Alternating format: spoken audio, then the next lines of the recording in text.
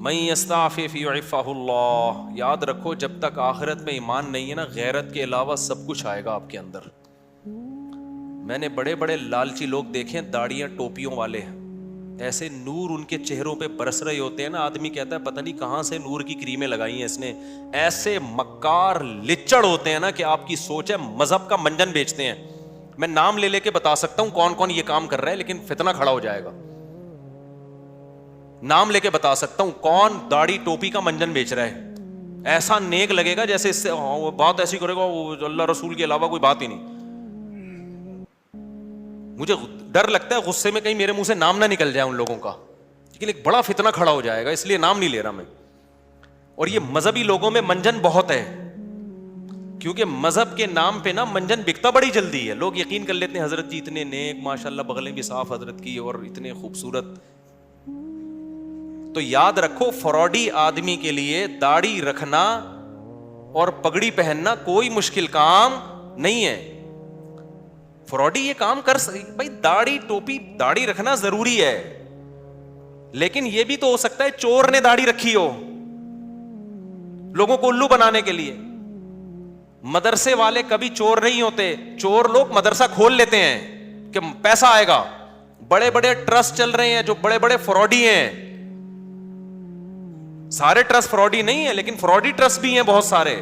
مجھے خود ایک وکیل نے بتایا کہ جب کسی آدمی کو کروڑ پتی بننا ہوتا ہے نا اور گاڑیاں منگوانی ہوتی ہیں کسٹم پے کیے بغیر تو وہ ٹرسٹ کھول لیتا ہے. اس نے مجھے بتایا کتنے لوگوں نے ٹرسٹ کھولے ہوئے ہیں پاکستان میں، دبا کے نوٹ چھاپ رہے ہیں. تو یہ دھندے پاکستان میں سب سے زیادہ ہوتے ہیں، دنیا میں اتنے زیادہ بولو نہیں ہوتے. لیکن ہماری قوم اندھی ہے خدا کی قسم. غصہ آ رہا ہے مجھے. اور رمضان میں تو طبیعت سے چورن بکتا ہے، اٹھا اٹھا کے پھینک رہے ہیں پیسے، یہ لے یہ لے یہ لے. ابے دیکھ نہیں رہے یار یہ کیا کر رہا ہے. یہ اتنا اندھا اعتماد. تمہیں اللہ نے ایک پیسہ کی نعمت دی، اس کو برباد تو نہ کرو نا تم. ایک اور کام رمضان میں ذہن میں رکھو، موضوع سیٹ رہا ہوں فوراً آ رہا ہوں پھر اس طرف. ایک اور کام کیونکہ رمضان میں منجن زیادہ بکتا ہے.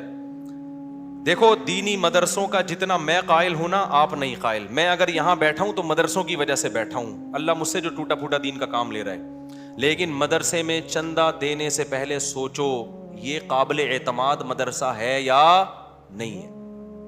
بہت دفعہ ایسا ہوتا ہے کہ آپ کو میں پیسہ کمانے کا طریقہ بتا رہا ہوں، غلط طریقہ. آپ اگر بے روزگار ہے نا، پاکستان میں بے روزگاری ایک بہت بڑا مسئلہ ہے، لیکن یہ مسئلہ میں آپ کا 2 منٹ میں کیا کر رہا ہوں ختم کر. جہنم میں تو جاؤ گے لیکن مسئلہ بے روزگاری کا ختم ہو جائے گا. آپ نے کیا کرنا ہے، آپ نے ایک زمین خریدیں وہ بھی چندے کے پیسوں سے، ٹھیک ہے نا، کہ بتائیں میں ایک مدرسہ کھولنا چاہتا ہوں. اس سے پہلے آپ کو داڑھی رکھیں، آپ داڑھی، کیونکہ لوگ پھر اس پہ زیادہ اعتماد ہے، اور پگڑی باندھیں. مولانا طارق جمیل صاحب کے ساتھ 6 سیلفیاں، مفتی طارق مسعود صاحب کے ساتھ 7 سیلفیاں. مفتی صاحب کے پاؤں دبائیں، میرے پاؤں دبائیں، سر میں مالش کر کے چپکے سے ویڈیو بنائیں کہ دیکھو میں مفتی صاحب کی خدمت کر رہا ہوں، میں گلے مل رہا ہوں، ویڈیو بنائیں. مولانا طارق جمیل صاحب کو ہدیہ دیتے ہوئے ویڈیو بنائیں، ٹھیک ہے. ایک بیان ان سے اپنے حق میں کروا لیں گے، بہت اچھا ہے. آدمی بیان تو کر ہی دیتا ہے نا، میرے پاس بھی کوئی آئے گا اچھا ہی لگ رہا ہے بھائی، اچھا ہے ماشاءاللہ. چند چیزیں اس طرح ڈاکٹر ذاکر نائک سے ملاقات ہو جائے تو سبحان اللہ، ایک آدھ سیلفی وہاں سے لے لی آپ نے. اور پھر آپ نے کیا کیا ہے، 1-2 دفعہ غریب کو گلے ملتے ہوئے رو لیں. پیاز کاٹ کے جائیں، آنسو پہلے نکلیں گے، ایک دم رو کے ایک تصویر بنا لیں، غریب کو مل کے رو رہے ہیں. بہترین، خدا کی قسم ایسا طریقہ ہے نا، تم نوٹ تمہارے پاس نا رکھنے کی فرصت نہیں ہوگی یار، کدھر رکھوں، تھیلے بھر گئے سارے. اس کے بعد آپ نے کیا کرنا ہے، آپ نے اناؤنس کرنا ہے میں ایک مدرسہ بنا رہا ہوں، یتیم خانہ کھول رہا ہوں. آپ نے 4 دیواری کھڑی کی، اس میں 4-6 یتیم بچے، آپ جائیں وہاں سے کچھ بچے ادھار لیں. ادھار کا مطلب کوئی اپنے بچے دیتا تھوڑی ہے. ان کو بولیں کہ ہم کچھ دن ان کو کھلائیں گے پلائیں گے، تو مائیں دے دیتی ہیں چلو یار کچھ دن کا، قرآن بھی پڑھائیں گے تو قرآن پڑھ رہے اس بہانے. یہ آپ کو پتہ ہے، اللہ کو پتہ ہے. وہ 4-6 یتیم بچے جو شکل سے بھی یتیم لگ رہے ہوں، اور اگر یتیم نہ بھی ہوں تو وہ بچے جو لگ رہے ہوں یتیم شکل سے، بعض یتیم ہوتے نہیں ہیں، لگتے ہیں یتیم. اللہ کی طرف سے ڈیزائننگ کچھ اس طرح کی ہوتی ہے، ٹھیک ہے، وہ لگ کیا رہے ہوتے ہیں یتیم لگ رہے ہوتے ہیں. رمضان میں بہترین بزنس. تو آپ نے وہ 4 دیواری میں 8 10 15 20 جتنے ہو سکے ایک بھی لے آؤ گے نا تو دھندا تو چلنا شروع ہو جائے گا. وہ یتیم بچے لا کے ڈال دیے. پھر اس کے بعد آپ اپنی 2-4 نمازوں کی تصویریں دعا مانگتے ہوئے, ٹھیک ہے نا. اور پھر آج کل خلافتیں بھی مل جاتی ہیں, ایک آدھ بزرگ کے تھوڑا سا کچھ آپ جو 2 نمبر قسم کے بزرگ ہوتے ہیں ہدیے ودیے دیے اور تھوڑا سا خلافت لے لی. وہاں سے اس کے بعد پھر میرے بھائی اب جو آپ کے پاس پیسہ آئے گا نا, آپ آگے آگے اور پیسہ آپ کے پیچھے پیچھے. لوگ کہیں گے یار یہ میری طرف سے بکرا, 10 20 لوگ بکرے لا رہے ہوں گے, 9 بکرے آپ کے گھر میں, 1 بکرا کاٹ کے بچوں کو کھلا دو. لوگ سمجھ رہے ہوں گے دیکھو بکرا کھلا رہا ہے نا. یہ لوگ یہ تھوڑی دے رہے ہوں گے کم بخت کھلا کتنا رہا ہے, اور 9 تو گھر میں پہنچائے ہیں اس نے, اور وہ قصائیوں سے ان کے رابطے ہیں, وہ بک رہے ہیں مارکیٹ میں. گاڑیاں بڑی بڑی لینڈ کروزر جیسی گاڑیاں, بھائی کس کی, مدرسے کی گاڑی ہے بھائی. تیرا ابا تو سائیکل بھی نہیں چلاتا تھا, تیرے پاس اتنی بڑی گاڑی کہاں سے آ گئی؟ تو کون ہوتا ہے مجھ سے پوچھنے والا؟ وہ یہ جواب دے گا آگے. ایسی لگژری لائف ہوگی نا. ان 6 یتیم بچوں کو ادھار لیا تھا واپس کر کے, اب سچی مچی کا یتیم آنا شروع ہو جائیں گے. جب پتا چلے گا نا یہ لوگ کھانے میں بکرے کھلاتے ہیں, تو پھر تو جو یتیم نہیں بھی ہیں, ابا کہے گا یار اس کو یتیم ہی فرض کر کے میرے بچے کو بھی یہاں داخل کر لے, بلکہ میرے ابا بھی مر گئے تھے, میں بھی یتیم ہی ہوں. ایسا نوٹ چھاپنے کی مشین بنو گے, بنے ہوئے ہیں لوگ, بنے ہوئے ہیں. بڑے بڑے مدرسوں کے نام پہ فراڈ ہو رہا ہے. میں نہیں کہہ رہا مدرسے فراڈی ہوتے ہیں, فراڈی لوگ بھی مدرسہ بناتے ہیں. اب آپ نے یہ نہیں کرنا کہ مدرسوں کو دینا بند کر دیں, اس سے تو اچھے مدرسے بھی بند ہو جائیں گے. آپ نے تحقیق کرنی ہے کون واقعی دیندار لوگ ہیں, امانت دار لوگ ہیں, کام کر رہے ہیں, اور کون ایسے ہیں جو داڑھی اور پگڑی کے نام پہ منجن بیچ رہے ہیں. یہ آپ نے کرنا ہے, نہیں تو قیامت کے دن الٹے لٹکے ہوئے ہوگے. بہترین بزنس ہے یہاں پہ یہ. اچھا خیر ہم آگے چلتے ہیں میرے بھائی. تو اب کیا تھا کہ حضرت ابو سعید خدری رضی اللہ تعالیٰ عنہ کو نبی نے کیا فرمایا. میں یہ عرض کر رہا تھا کہ آخرت ہوگی نا تو غیرت ہوتی ہے. یہ بہت بڑی اللہ کی نعمت ہے کہ آپ کا ہاتھ اللہ کے سوا کسی کے سامنے نہ اٹھے. اللہ سے مانگا کرو, یہ اسباب بھی اختیار کرو پیسہ کمانے کے, کیونکہ جو اسباب اختیار نہیں کرتا اللہ اس کی مدد نہیں کرتا. اگر گھر میں پڑے ہوئے ہو, محنت نہیں کر رہے اور کہہ رہے ہو کہ بس اللہ ہی دے گا, تو پھر اللہ آپ کو بھکاری بنائے گا. یہ یاد رکھنا. آپ نے کیا کرنا ہے, اپنی پوری کوشش کرنی ہے پیسہ کمانے کی, دماغ لگانا ہے. کیوں؟ رزق حلال عین عبادت ہے. الکاسب حبیب اللہ, محنت کر کے کھانے والا وہ اللہ کا دوست ہے. تو اب کیا ہے, ہمارے نبی نے حضرت ابو سعید خدری سے فرمایا کہ من یستعفف یعفہ اللہ. کیا مطلب؟ جو اپنے آپ کو رسوا ہونے سے بچانا چاہتا ہے, عفت کا مطلب رسوا ہونے سے بچانا, دامن داغدار نہ ہو, ذلیل ہونے سے بچانا چاہتا ہے. اس سے پتہ چلا مانگنا کیا ہے, بول لو نا, ذلت ہے. ہاتھ پھیلانا کیا ہے, ذلت. تو جو چاہتا ہے کہ میں ذلیل نہ ہوں, ہمیں تو پتہ ہی نہیں کہ یہ ذلت ہے. ہم تو سمجھتے ہیں میں اتنا چونا لگاتا ہوں بندے سے 2 منٹ میں اتنے پیسے نکلوا لیتا ہوں, یہ میرا کمال ہے. ایک چور کو پکڑا نا, کورٹ میں لے کر گئے, عدالت نے کہا یار تم نے اتنی خوبصورتی سے چوری کی, کسی کو پتہ ہی نہیں چلا. چور کہتا ہے شکریہ سر, آپ نے میری اتنی تعریف کی, اتنا زبردست چور ہوں میں. جج نے کہا کم بخت میں تیری تعریف نہیں کر رہا, تیری برائی کر رہا ہوں. تو نبی نے فرمایا من یستعفف یعفہ اللہ, جو اپنے آپ کو رسوا ہونے سے بچانا چاہتا ہے اللہ اسے رسوائی سے بچاتا ہے. اب سوال پیدا ہوتا ہے کہ رسوائی سے تو بچ جائیں گے, لیکن ٹینشن تو ہے نا, فاقے تو پڑ رہے ہیں, مصیبت تو ہے. اگلا جملہ نبی نے فرمایا وَمَن يَتَصَبَّرْ, جو اللہ سے صبر مانگتا ہے, يُصَبِّرْهُ اللہ, اللہ اسے صابر بھی بنا دیتا ہے. اس ٹینشن میں اللہ سے مانگو صبر, تو اللہ کیا کرے گا, صبر دے دے گا. جیسے موسیٰ علیہ السلام کی ماں نے جب حضرت موسیٰ کو صندوق میں رکھا نا بچے کو, تو فرعون نے پکڑ لیا اس بچے کو. اب قرآن کہہ رہا ہے موسیٰ کی ماں دل برداشتہ ہو گئی, میرا بچہ کس کی گود میں چلا گیا ہے, فرعون کی. ماں تو ایک دم ہو جائے گی نا. اگر جا کے بتا دیتی کہ میرا بچہ ہے, فرعون نے فوراً قتل کر دینا تھا اس کو. لیکن عورت جذباتی ہوتی ہے, وہ انجام نہیں دیکھتی, وہ جذبات سے مغلوب ہوتی ہے. لیکن قرآن کہتا ہے وَرَبَطْنَا عَلَىٰ قَلْبِهَا, ہم نے موسیٰ کی ماں کے دل کو باندھ دیا. کیا بلاغت ہے قرآن کی. موسیٰ کی ماں کے دل کو کیا کر دیا؟ رسیوں سے باندھ دیا، جیسے ہلے نہیں اپنی جگہ سے، دل برداشتہ نہ ہو۔ یہ قرآن کی بلاغت ہے، یعنی صبر کی توفیق دی۔ اس صبر کی توفیق کو بیان کرنے کے لیے قرآن کیا کہتا ہے؟ موسیٰ کی ماں کو کے دل کو ہم نے رسی سے کیا کر دیا؟ ایسے کس کے باندھ دیا، ہلے نہیں بھائی۔ جیسے کسی بندہ ہل رہا ہو نا، آپ اسے رسی سے کس کے بالکل بند کر دو، اب وہ گیا، یعنی وہ ہلنا بھی چاہے تو نہیں ہلے۔ تو اس سے پتہ چلتا ہے کہ بعض دفعہ انسان بے صبرا ہو رہا ہوتا ہے، لیکن اللہ کی طرف سے اس کو ایسی توفیق ملتی ہے کہ اللہ اس کے دل کو رسیوں سے باندھ دیتے ہیں۔ ہلنا نہیں، چپ کر کے تمیز سے بیٹھا رہے، مجھ پر اعتماد اور توکل کر۔ اسی لیے قرآن میں نبی کو اللہ نے فرمایا وما صبرک الا باللہ، اے نبی آپ صبر کریں، لیکن آپ کا صبر اللہ کی توفیق کے بغیر نہیں ہوگا، یہ صبر بھی آپ نے اللہ سے مانگنا ہے۔ تو نبی نے فرمایا جو صبر کرنا چاہتا ہے اللہ اس کو صبر کی توفیق دیتا ہے۔ آج ڈپریشن اس لیے بڑھ رہی ہے کہ صبر کرنا چاہتے ہی نہیں ہے۔ جو ٹینشن آئی، جو مصیبت آئی، بس نکال دو فوراً جا کے۔ جو پہلے آ گیا نا وہ پٹتا ہے۔ آپ جب غصے میں بیٹھے ہو تو جو شروع میں آ گیا نا وہ اس کا کیا ہو گیا؟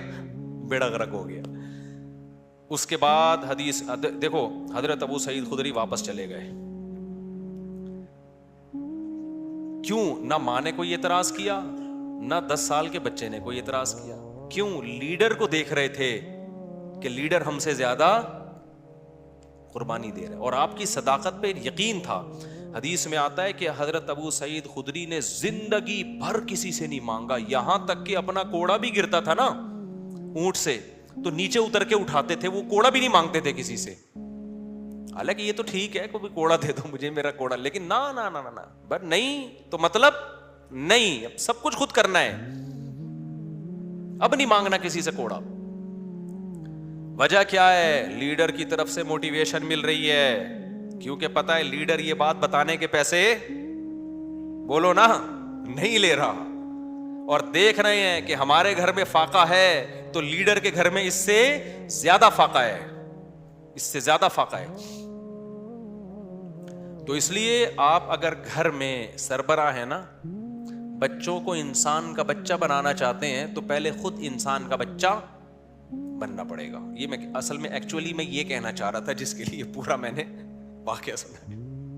اصل آپ کون سا میدان جنگ میں جا رہے ہو، جہاد میں جا رہے ہو، ماں باپ اور بھائیوں کو کٹوا رہے ہو آپ۔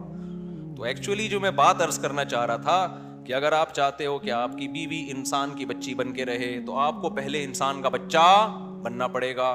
آپ چاہتے ہو کہ میرے گھر میں اخلاق کا ماحول ہو، تمیز سے بات کیا کریں، تو پہلے آپ کو تمیز سے بات کرنی پڑے گی۔ آپ بیگم سے کہہ رہے ہو تمیز سے بات کرو، اس کا مطلب آپ خود ہی تمیز سے بات نہیں کر رہے، وہ تو آپ کا ایٹیٹیوڈ دیکھ رہی ہے نا۔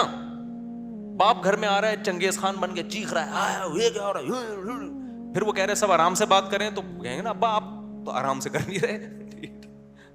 ایک صاحب کو غصے پہ بہت غصہ آتا تھا، ایک صاحب ہمارے جاننے والے تھے، جب کوئی غصہ کرتا ان کو بہت غصہ آتا، غصہ کیوں کر رہا ہے، اسی بات پہ ان کو غصہ آتا تھا۔ ہم کہتے تھے اس کو جتنا غصہ آ رہا ہے نا کسی بات پہ، اور آپ کو اس غصے پہ اس سے زیادہ غصہ آ رہا ہے، تو اس کو غصہ کیسے ٹھیک ہوگا؟ اب آپ کسی کو یہ سمجھا رہے ہو کہ غصہ مت کرو، تو یہ بات آپ کو آرام سے کہنے پڑے گی، غصے سے نہیں، کیونکہ اگر آپ نے غصے سے کہہ دی اس کا مطلب وہ جو کام وہ کر رہے ہیں آپ بھی وہی کر رہے ہو۔ تو مارکیٹ میں جو چل رہا ہے نا وہ بتا رہا ہوں میں آپ کو۔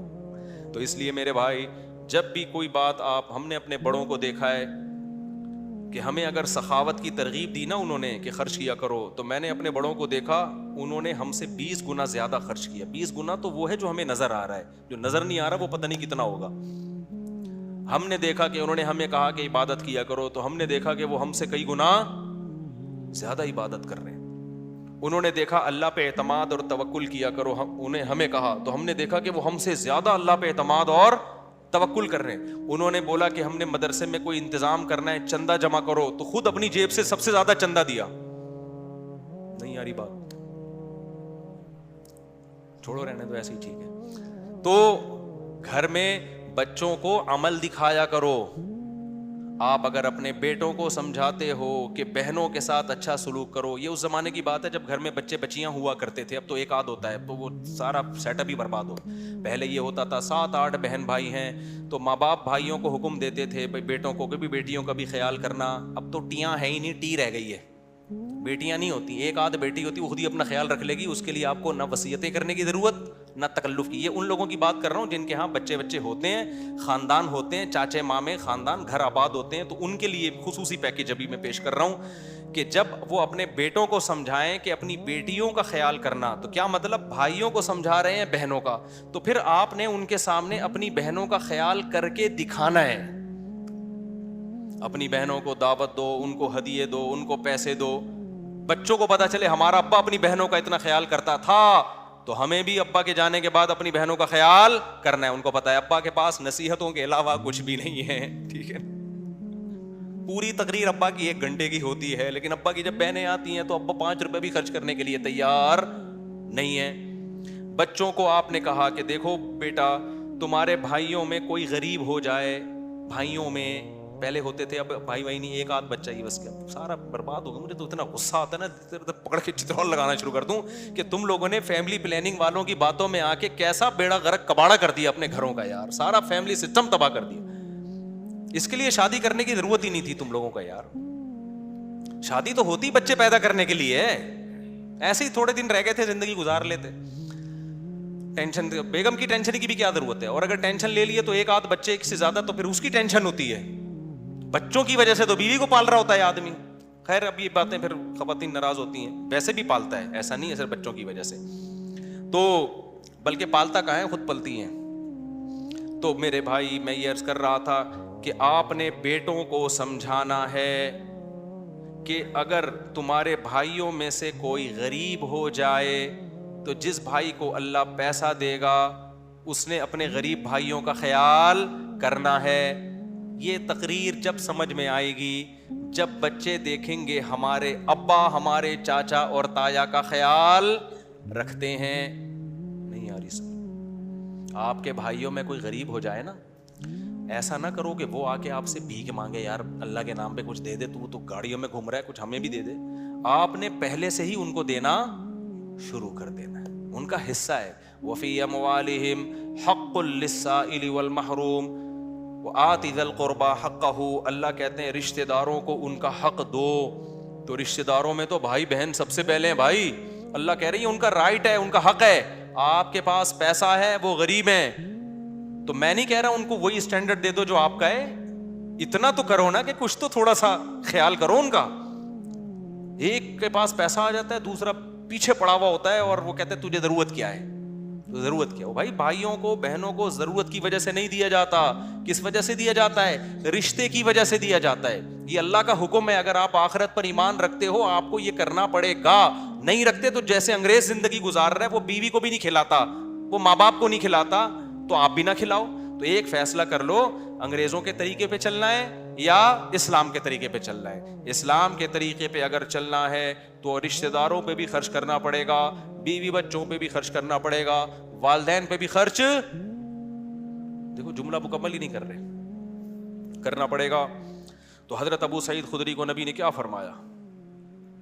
جو اللہ سے صبر مانگتا ہے اللہ صبر دیتا ہے. بڑی خاندانی بات. اب اس کا یہ مطلب نہیں ہے کہ مانگنے والوں کو دینا چھوڑ دو, ان کو آپ یہی مشورے دیا کرو. آئندہ کوئی آئے بھکاری تو آپ کو حدیث میں آتا ہے حضرت ابو سعید خدری آئے تھے تو نبی نے ان کو مشورہ دیا تھا, تو میرا بھی مشورہ یہ اللہ سے مانگ جا کے. نبی نے ہر ایک کو یہ مشورہ نہیں دیا, لیول دیکھا لوگوں کا. بہت سے صحابہ آئے, نبی نے ان کو دے دیا کہ ان کا توکل کا وہ لیول نہیں تھا. ابو سعید خدری تو لیڈر تھے نا, بعد میں لیڈر بنے ہیں, جنگوں میں کمانڈر بنے ہیں, علم کے مفتی بھی بنے حضرت ابو سعید خدری. ان صحابہ میں ہر ایک مفتی نہیں تھا, چند مخصوص لوگ تھے جو فتویٰ دیا کرتے تھے. تو مذہبی لیڈر تھے نا حضرت ابو سعید خدری, اس لیے ان کو تیار کیا نبی نے کہ ان کا لیول توکل کا اونچا ہوگا. تو اب یہ جو بیچارہ عام بھکاری آ رہا ہے اس کو وہ والے توکل پہ نہ چڑھاؤ بھائی, ٹھیک ہے نا, جس پہ خود بھی نہیں ہو. ہاں بھکاریوں کو دینا چاہیے نہیں دینا چاہیے, اس میں بہت سوچ سمجھ کے. بھکاریوں میں پروفیشنل لوگ بہت زیادہ ہیں. پورے نا سعودی عرب میں بھکاری لوگ کنٹینر بھر کے لا رہے ہوتے ہیں. ایک ہمارے میں پہلے جہاں رہا کرتا تھا نا, وہاں ایک جاننے والا بندہ تھا, اس کے بارے میں پتا چلا کہ سعودی عرب میں وہ حج کرنے گیا اور بھیک جمع کر کر کے پورا کنٹینر بک کرایا, اس کا پورا مال اترا کنٹینر یہاں پہ, وہ سارا بھیک کا کنٹینر تھا. تو حج بھی پتہ نہیں بھیک لے کے گیا ہوگا, تو ایسے بھی لوگ ہیں. تو میں یہ نہیں کہہ رہا کہ بھکاریوں کو نہ دیں, لیکن سوچ لیا کریں کہ مستحق ہے بھی یا نہیں ہے. تو ہم آگے چلتے ہیں.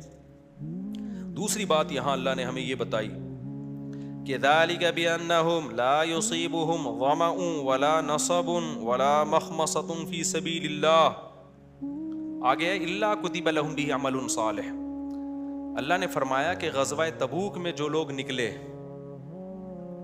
تو جب بھوک لگی, کوئی پریشانی آئی, کوئی مشکل آئی, راستے میں جتنا خرچ کیا یہ سارا اللہ نے نیکیوں کے پلڑے میں ڈال دیا ہے.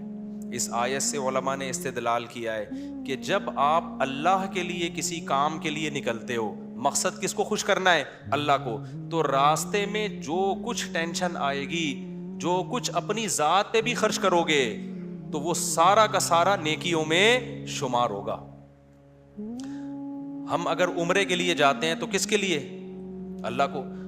تو اس لیے حج کے لیے جاتے ہیں تو کس کو خوش کرنے کے لیے؟ اللہ کو.